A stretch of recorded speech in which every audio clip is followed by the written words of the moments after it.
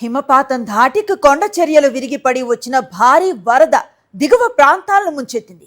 కనీసం 162 మృతదేహాలను వెలికి తీయగా కేవలం చిత్వాన్ జిల్లాలోనే అత్యధికంగా 64 మృతదేహాలు, నవల్ పరాసి ఈస్ట్లో 26 మృతదేహాలు లభ్యమైనట్లుగా నేపాల్ పోలీసులు ధృవీకరించారు. రెస్క్యూ ఆపరేషన్లో పాల్గొంటూ విధులు నిర్వహిస్తూ ఉన్న 28 మంది నేపాల్ పోలీస్ అధికారులు కూడా ఈ ప్రళయంలో అదృశ్యం అవటం పరిస్థితి తీవ్రతకు అద్దం పడుతోంది.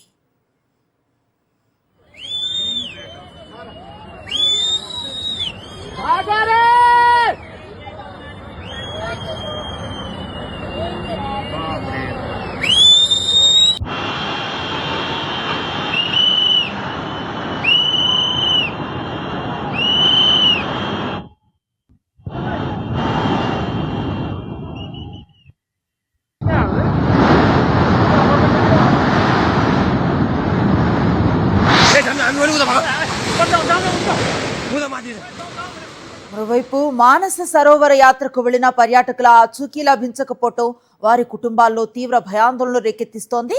యుఎస్ ఆధారిత హిమాలయన్ గ్లేసియర్ టూరిజం సంస్థకు చెందిన 47 మంది పర్యాటకులు, గైడ్ల బృందం సంప్రదింపులకు దూరమైంది. వీరిలో 15 మంది ఆస్ట్రేలియన్స్, 10 మంది కెనడియన్లు, 8 మంది అమెరికన్స్, 2 సింగపూర్ వాసులు, 2 యూకే పౌరులు, 1 రష్యన్ అమెరికన్ పౌరుడితో పాటు 9 మంది నేపాల్ స్థానికులు ఉన్నారు.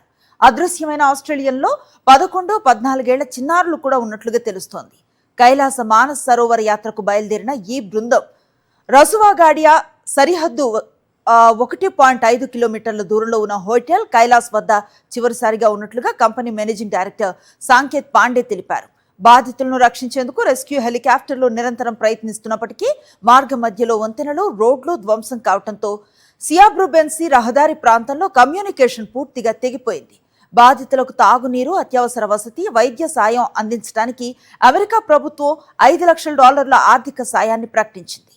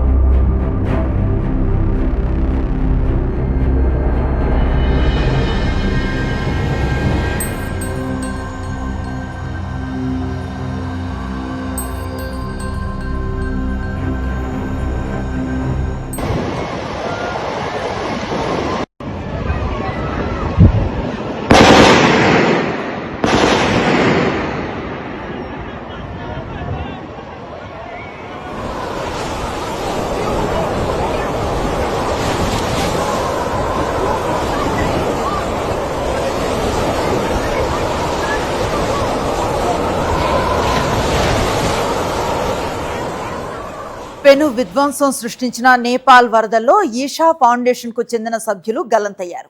దాదాపు 80 మంది ఆచూకీ తెలియటం లేదని ఆవేదన వ్యక్తం చేసిన సద్గురు గిమ్రోంగ్ కు వెళ్లేందుకు అనుమతి ఇవ్వాలని ప్రభుత్వాన్ని అనుమతి కోరారు. మానస్ సరోవర్ యాత్రను ముగించుకుని తిరుగు ప్రయాణంలో ఉన్న సమయంలో ఆకస్మిక వరదల్లో చిక్కుకున్నారు ఈషా సభ్యులు. ప్రకృతి విలయం తర్వాత వారి నుంచి ఎలాంటి సమాచారం లేదని సద్గురు తెలిపారు. వాలంటీర్లతో కలిసి గిరోంగ్ కు వెళ్లేందుకు పర్మిషన్ ఇవ్వాలని విజ్ఞప్తి చేశారు.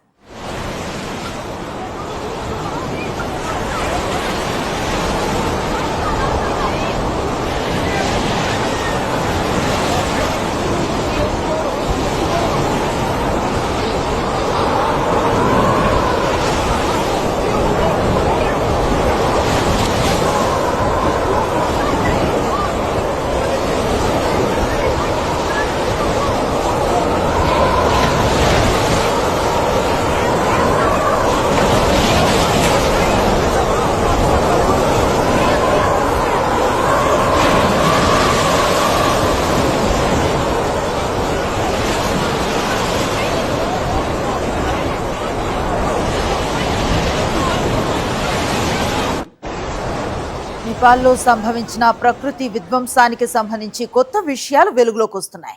అమెరికా భూగర్భ పరిశోధన సంస్థ అంచనాల ప్రకారం అక్కడ నమోదైనది భూకంపం కాదు, భారీ మంచు చర్య విరిగి పట్టడంతో ఏర్పడ్డ సెస్మిక్ ఈవెంట్. సుమారు 5200 మీటర్ల ఎత్తులో ఓ భారీ మంచు పలక ఒక్కసారిగా విడిపోయింది. 1000 టన్నుల మంచు రాళ్లు 1200 మీటర్ల దిగువకు దూసుకొచ్చి లెనెఖోలా ప్రవాహాన్ని అడ్డుకున్నట్లుగా అంచనా వేశారు భూగర్భ పరిశోధకులు. ఈ ఘటనతో బొటెకోషి నదీ ప్రవాహానికి దాదాపు గంట పాటు అడ్డంకి ఏర్పడింది. నదీ ప్రవాహం నిలిచిపోవడంతో అక్కడ క్రమంగా నీరు చేరి ఒక కృత్రిమ సరస్సు ఏర్పడింది. పరిస్థితి మరింత తీవ్రంగా మారింది. కేవలం అరగంట వ్యవధిలోనే నీటి మట్టం సుమారు 9 మీటర్లు పెరిగింది. నీటి ఒత్తిడి పెరిగిపోవడంతో మంచు రాళ్లతో ఏర్పడ్డ అడ్డుకట్ట ఎంతోసేపు నిలవలేకపోయింది. చివరికి ఆ అడ్డుకట్ట ఒక్కసారిగా తెగిపోయింది. అంతే, భారీగా నిలిచిన నీరు ఒక్కసారిగా దిగువకు దూసుకు వచ్చింది. దాని వెంట మంచు ముక్కలు, రాళ్లు, బురద ప్రవాహం కూడా ఉధృతంగా కదిలాయి. మార్గంలో ఉన్న ప్రాంతాలను ముంచెత్తుతూ విధ్వంసాన్ని సృష్టిస్తూ వరద ప్రవాహం ముందుకు కదిలింది.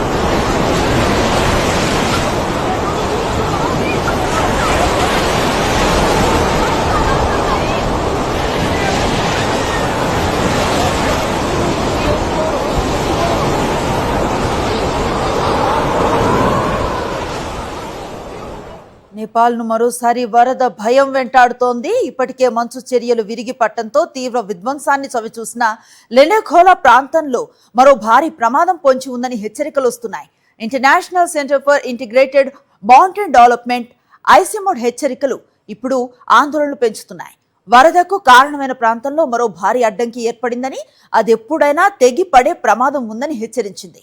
అదే గనక జరిగితే మరోసారి భారీగా వరద నీరు దిగువ ప్రాంతాలను ముంచెత్తే అవకాశం ఉందని చెప్తోంది.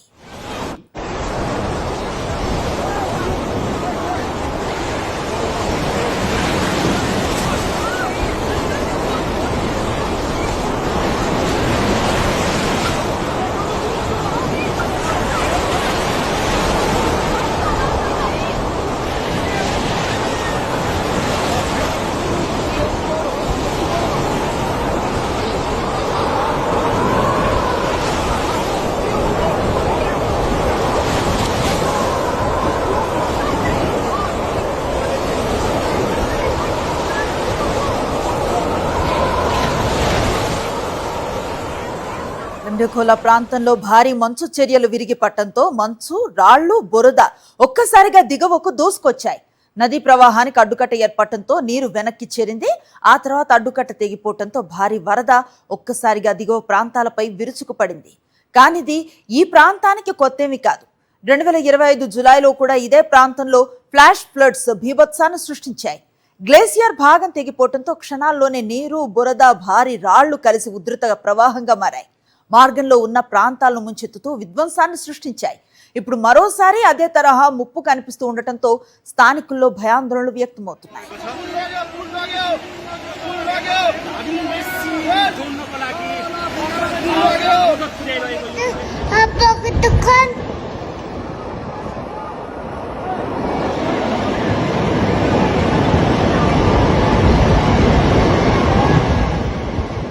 పర్వతాల్లో మంచు కరిగిపోవటం, గ్లేసియర్లు బలహీనపడటం, భారీ మంచు చర్యలు విరిగి పట్టడం, ఇవన్నీ కలిసి నదుల ప్రవాహాన్ని ఒక్కసారిగా మార్చేస్తున్నాయి.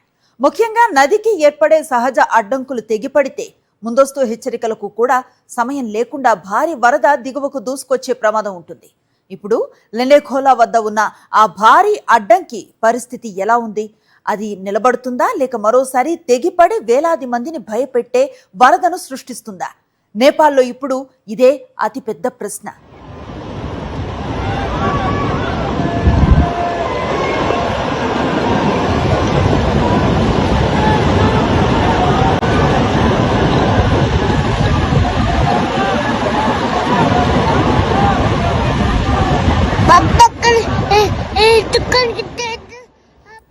ఇదే అంశంపై మరింత సమాచారాన్ని మా కరెస్పాండెంట్ వెంకటేష్ అందిస్తారు.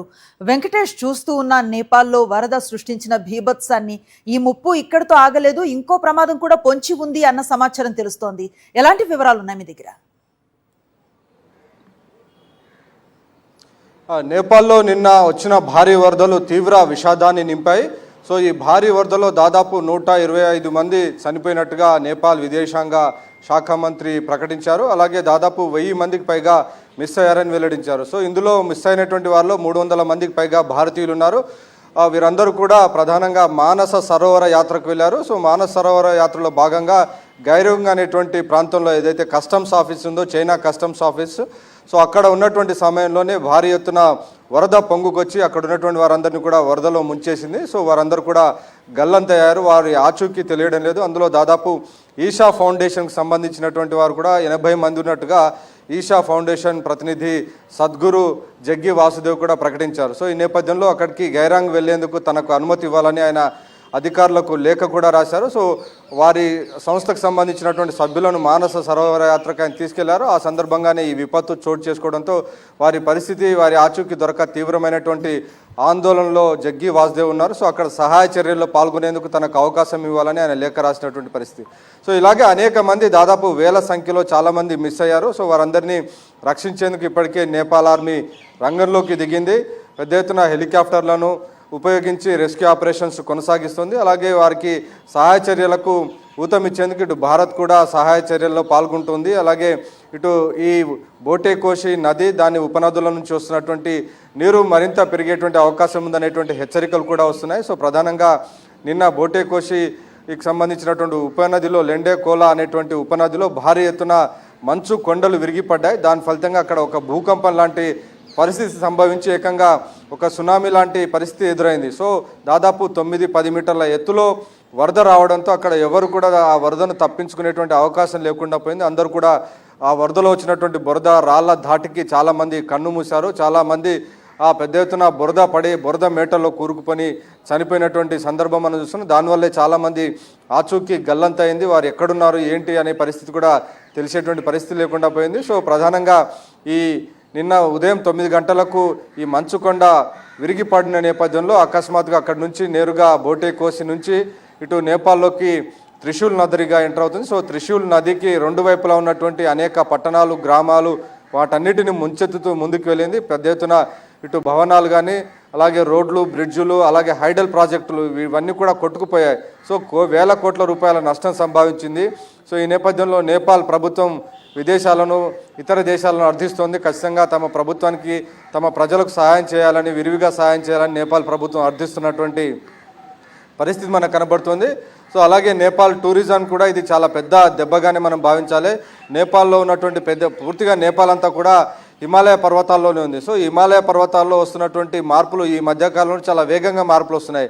ప్రధానంగా ఎల్నినో ప్రభావం కానీ ఇతరత్ర క్లైమేట్ చేంజెస్ కారణంగా పెద్ద ఎత్తున వేడి, ఉష్ణోగ్రతలు పెరుగుతున్నాయి. సో ఈ ఉష్ణోగ్రతలు పెరిగినటువంటి కారణంగా అక్కడ ఉన్నటువంటి హిమాలయాల పైన ఉన్నటువంటి మంచు పలకలన్నీ కూడా పూర్తిగా కరిగి అక్కడ ఉన్నటువంటి సరస్సులో పెద్ద ఎత్తున పడుతున్నాయి, అకస్మాత్తుగా పడుతున్నాయి. దాని ఫలితంగా ఎప్పుడు ఏం జరుగుతుందో తెలియనటువంటి ఒక పరిస్థితి నెలకొంది. సో దాని కారణంగానే, ఈ రకమైనటువంటి సిచ్యువేషన్ కారణంగానే నిన్న బోటే కోసి నది ఉప్పొంగి 9 మీటర్ల పెద్ద ఎత్తున ఒక సునామీ లాంటి వరద వచ్చి వేలాది మంది ప్రాణాలను తీసినటువంటి పరిస్థితి మనం చూసాం. నిజానికి ఈ పరిస్థితి ఉత్పన్నమైనప్పుడు చైనా అధీనంలో ఉన్నటువంటి టిబెట్లో ఖచ్చితంగా ముందైన హెచ్చరికలు కొంత పంపించి ఉంటే నేపాల్లో ఇంత పెద్ద ఎత్తున ప్రాణ నష్టాన్ని నివారించి ఉండేవారు. ఆస్తి నష్టాన్ని నివారించలేకపోయినప్పటికీ కనీసం ప్రజల ప్రాణాలు అనేది దక్కేవి. కానీ కనీసం చైనా వాటికి సంబంధించి ముందస్తు హెచ్చరికలు ఇవ్వలేదని నేపాల్ ఆరోపిస్తుంది. సో దాని కారణంగానే పూర్తిగా ఈ బోటే కోసి నదికి 2 వైపులా ఉన్నటువంటి అనేక నగరాలు, పట్టణాలు, అవన్నీ కూడా తుడిచిపెట్టుకుపోయినటువంటి సందర్భం మనం చూస్తున్నాం. దాదాపు 5 జిల్లాల్లో ఈ విలయం మనకు కనిపించింది. రసువా అనేటువంటి ఈ రీజియన్లో దాదాపు 5 జిల్లాలు ఉన్నాయి. సో ఈ 5 జిల్లాల్లో వచ్చినటువంటి ఈ వరద బీభత్సం కారణంగా కొన్ని మీటర్ల ఎత్తైనటువంటి బురద అంతా కూడా నగరాలపైన పడిపోయి పట్టణాలపైన పడిపోయి కంప్లీట్గా అవన్నీ కూడా వాషౌట్ అయిపోయినటువంటి పరిస్థితి మనం చూస్తున్నాం. సో చాలా దారుణమైనటువంటి చాలా పెద్ద ఎత్తున కోట్లాది రూపాయల నష్టం జరిగినటువంటి నేపథ్యంలో ఇప్పుడిప్పుడే నేపాల్ కోలుకునేటువంటి పరిస్థితి కనపడడం లేదు. సో నేపాల్ను ఆదుకునేందుకు ఇతర దేశాలు చేయూతనివ్వాలని చెప్పి వారందరూ విజ్ఞప్తి చేస్తున్నారు. సో ప్రధానంగా నేపాల్ కూడా కంప్లీట్గా పర్యాటకం పైన ఆధారపడి ఉంది. సో ఈ నార్త్ రీజియన్లో ఈ నేపాల్ రాజధాని కాఠ్మాండుకు దాదాపు ఒక 100 కిలోమీటర్ల దూరంలో ఉన్నటువంటి రీజియన్లో ఈ పరిస్థితి ఉత్పన్నమైంది. సో అదర్ ఏరియాస్లో ఇప్పటికి పరిస్థితి బాగానే ఉంది కాబట్టి ఆ మేరకు టూరిజంకి ఎలాంటి ఇబ్బంది లేదు, పర్యాటకులు రావాల్సిందిగా నేపాల్ ప్రభుత్వం కూడా విజ్ఞప్తి చేస్తుంది. ఎందుకంటే నేపాల్ పూర్తిగా పర్యాటకం పైన ఆధారపడి అక్కడ రెవెన్యూస్ కానీ వారి ఆదాయం అంతా కూడా ఆధారపడింది కాబట్టి దాన్ని ఎక్కడ ప్రజలకు ఎలాంటి ఇబ్బంది లేదనేది నేపాల్ చెప్తుంది. సో కేవలం ఈ రీజియన్లో ఏదైతే రస్వాఘాట్ అనేటువంటి రీజియన్లోనే ఈ భారీ వరద బీభత్సం జరిగింది. సో తమను ఆదుకునేందుకు టూరిజాన్ని కంటిన్యూ చేయాలి, అలాగే ఇతోధికంగా ఆర్థిక సహాయం అందజేయాలని విజ్ఞప్తి చేస్తుంది. ఇప్పటికే ప్రధానమంత్రి నరేంద్ర మోడీ కూడా నేపాల్ ప్రధానమంత్రి బాలేంద్ర షాతో మాట్లాడారు. కంప్లీట్ హ్యూమానిటేరియన్ ఎయిడ్ కంప్లీట్గా తాము అందిస్తామని కూడా ఆయనకు భరోసా ఇచ్చినటువంటి సందర్భం మనం చూస్తున్నాం. అలాగే ఈ నదికి బోటెక్కసి నదికి ఉపనదులుగా ఉన్నటువంటి ఇతర నదుల్లో కూడా ఈ మంచు పలకలు విరిగిపడేటువంటి అవకాశం ఉన్న నేపథ్యంలో ఆ ఎంటైర్ ఏరియాను కూడా కంప్లీట్ సర్వేలెన్స్లో పెట్టారు. ఏమైనా ఎలాంటి ప్రమాదం జరిగినా వెంటనే ప్రజలను అప్రమత్తం చేసేందుకు, ప్రాణ నష్టం తప్పించుకునేందుకు అవసరమైనటువంటి హెచ్చరికల వ్యవస్థ కూడా ఏర్పాటు చేయాలనే దిశగా ప్రభుత్వం ప్రయత్నం చేస్తోంది. సో ఆ దిశగా సహాయక చర్యలు అయితే ప్రస్తుతం కొనసాగుతున్నాయి.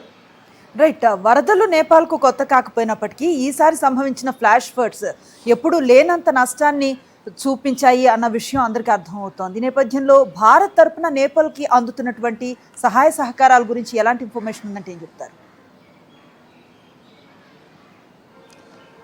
నేపాల్లో నిన్న జలప్రళయం ముంచెత్తినటువంటి నేపథ్యంలో ఇమ్మీడియట్గా ప్రధానమంత్రి నరేంద్ర మోడీ ఆ దేశ ప్రధాని బాలేంద్ర షాతో ఫోన్లో మాట్లాడారు.